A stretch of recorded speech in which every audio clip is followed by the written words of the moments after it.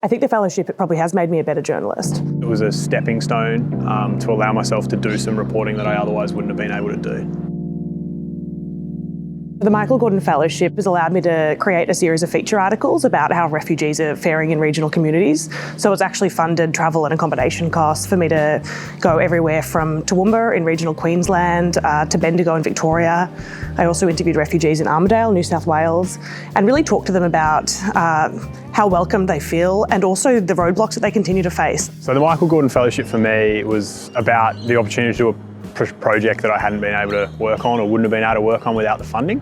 So I guess for me as an entry-level journalist and someone that's just come into the industry, it's not easy to get huge amounts of money to do big projects and to do stuff that's relatively ambitious. And so I guess for me it provided a real big opportunity. A part of journalism that my dad loved the most was the mentorship aspect. He loved working with young like-minded journalists that he could see the same kind of views and values in as himself. We love the fact that this fellowship can give the next generation of those journalists a chance that maybe they wouldn't have with where the industry is going.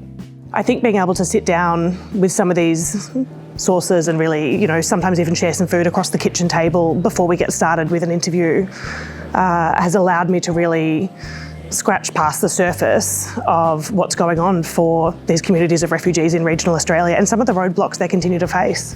So it gave me the opportunity to go up to Darwin and spend 2 weeks with the Tiwi Bombers Football Club and look at the work that they've done in the community. In 2006, the Tiwi Islands had the highest suicide rate per head of capita in the world, and one of the responses to that was to set up a football club.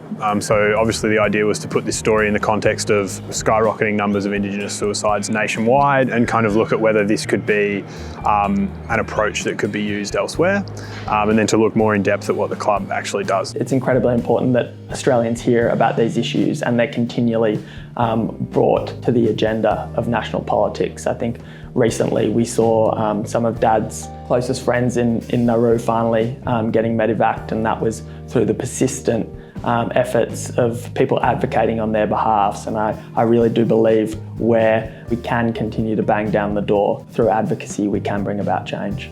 I think at a time when so many journalists and organisations are struggling to gain funding to tell stories, I think that it's so valuable to have a fellowship that will fund journalists to really get out there and tell stories that might otherwise not see the light of day. This is an opportunity worth applying for.